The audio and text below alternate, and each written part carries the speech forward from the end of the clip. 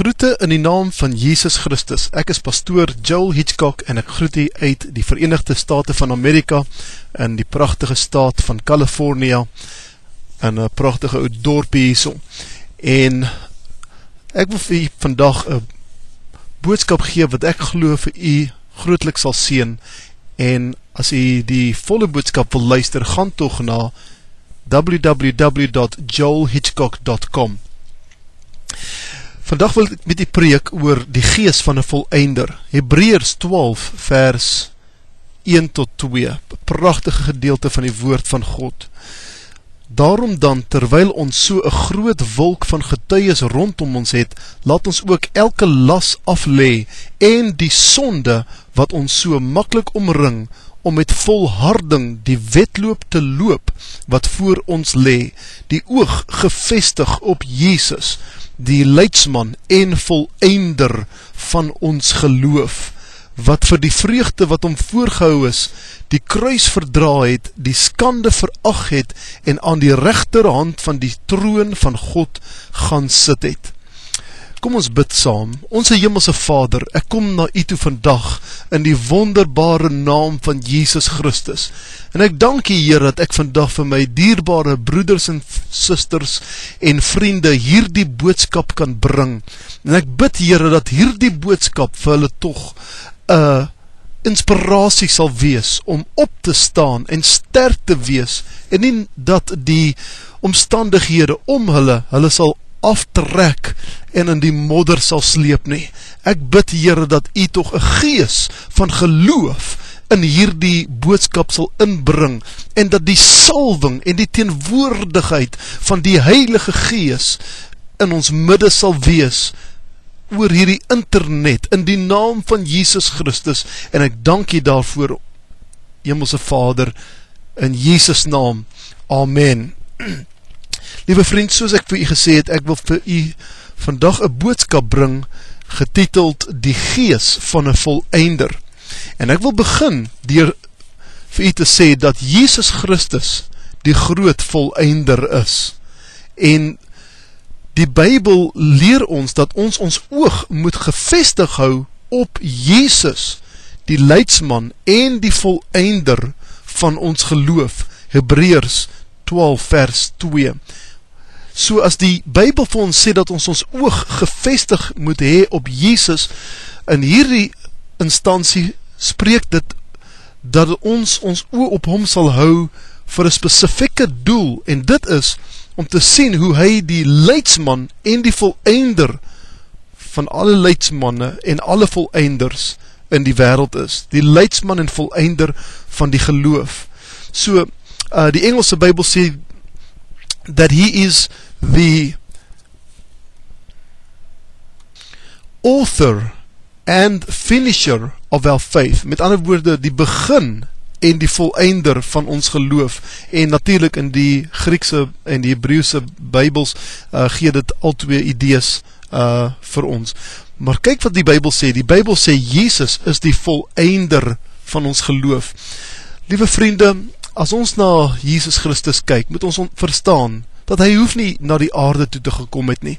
Hy hoef nie sy hemelse Vader, waar hy as God, as gedeelte van die drie-enige God, langs die Vader gesit het, hy hoef nie af te kom na hierdie aarde toe nie. Toch het hy gekom, en toch het hy hier onder ons kom woon. Enige oomblik kon hy gesê het, ek wil teruggaan, hemel toe, en nie hier op aarde sit en honger wees, of dors wees, of ver stofpaaie van die ooste bewandel nie, en hy kon sommer die eerste dag gesê het, nee, hierdie krib is nie vir my nie, maar toch het hy geweet, daar is 'n rede waarom hy gebore was, en as ons die prinsip verstaan, sal ons baie sterker wees in ons lewens, sal ons nie opgee en moet opgee in ons lewens en die dinge waarmee ons besig is nie, maar Jesus Christus het gekom met die volle wete dat hy eendag op die kruis sal sterwe en weer sal opstaan vir 'n doel, en dit is om die mensdom met homself en met die Vader te versoen. Jy sien, Jesus kon enige dag alles gestop het en teruggegaan na die weelde en die gemaklikheid van die hemel. Toch het hy dit nie gedoen nie. Waarom? Want hy het geweet dat hy vir die mensdom sal sterwe, daarna sal opstaan en daarna die mensdom met homself sal versoen deur sy dood en sy opstanding. Wat 'n wonderlike Jesus dien ons toch nie. My vriende, en as ons dink aan Jesus, kan nie dink terwyl hy op daardie kruis gehang het. Kan nie dink, wat het hom op daardie kruis gehou? Eerstens, natuurlijk, hy het geweet wat hy doen. Nou, tweedens, die Bybel sê vir ons hierso, dat ons oog moet vestig op Jesus, die leidsman en voleinder van ons geloof. Luister, wat vir die vreugde, wat hom voorgehou is, die kruis verdra het. En sinds hy die kruis verdra, hoekom? Want hy het dit gedoen met die oog op die wete van 'n vreugde wat hom voorgehou is. Elke keer miskien wat sy liggaam sou, of sy gedagtes sou wou sê, ek hoef nie op hierdie kruis te hang nie, laat ek afgaan, laat ek doen wat, weet jy wat, op daardie oomblik het hy sy vreugde voor hom voorgehou. In die midde van sy pyn het hy vreugde voor hom uitgehou. Dit is so 'n bipolêre idee dat pyn en vreugde in dieselfde vers is, maar toch, terwyl Jesus op die kruis pyn gehad het, het hy sy oog gehou op die vreugde wat voor hom lê. Hy het geweet, alhoewel ek nou sterwe en in pyn is, 3 dae van nou af, gaan ek van die dode opgewek word. Nie net sal ek van die dode opgewek word nie, maar my liggaam sal 'n nuwe liggaam wees, 'n verheerlikte liggaam. En nie net dit nie, ek sal langs my Vader sit. Nie net dit nie, ek sal weer met die engele en die lieflikheid van die hemel wees, maar meer as dit selfs, sal ek die mensdom met myself en met my Vader versoen. Jy sien, dit is 'n wonderlike idee, en ek wil graag op hierdie oomblik in 'n minuut of 2 vir u gebed bid, om u na Jesus toe te lei, maar luister, hierdie eerste punt, en in my volgende video sal ek vir u nog 'n paar punte gee, wat u sal help om nie op te gee nie, om 'n gees van 'n voleinder te hê, maar luister, soos Jesus Christus, die kruis verdra het, en nie opgegee het nie, so wil Jesus hê, en wil hy jou help, om nie op te gee op die lewe nie, nie op te gee op jou drome nie op te gee op die groot wonderlike idees wat God in die gees ingesplaas het nie. U sien, u lewe lê nog voor u voor, of u 9 jaar oud is of 90 jaar oud is, God het 'n groot plan vir u lewe, en God wil u seën, en God het soveel meer dinge. Ek het nou net met Oral Roberts by sy huis gekuier, en die man is 91 jaar oud, Januarie 24ste 2009, het hy net 91 jaar oud geword, en kyk wat 'n wonderlike man van God is hy, en hy bedien nog met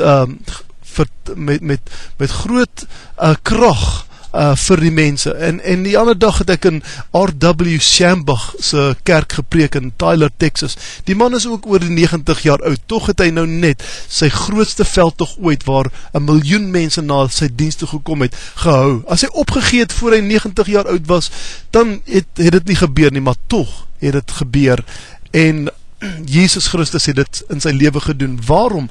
Want deur al hulle pyn en lyding van hierdie 2 godsmanne in die verlede, het hulle nog hulle oog gehou op Jesus, en gesê, net soos Jesus nie sal opgee nie, so sal ek nie opgee nie. En my tyd is op hierdie, maar in die volgende video wil ek vir u gebed bid van saligheid, waar u Jesus Christus in die lewe kan bring, en daarna sal ek aanhou om te preek oor die wonderlike seëninge, oor geloof en die gees van 'n voleinder. So gaan toch na die volgende video toe, waar u my gebed van saligheid sal ontvang, en Jesus vra om in die hart te kom lewe.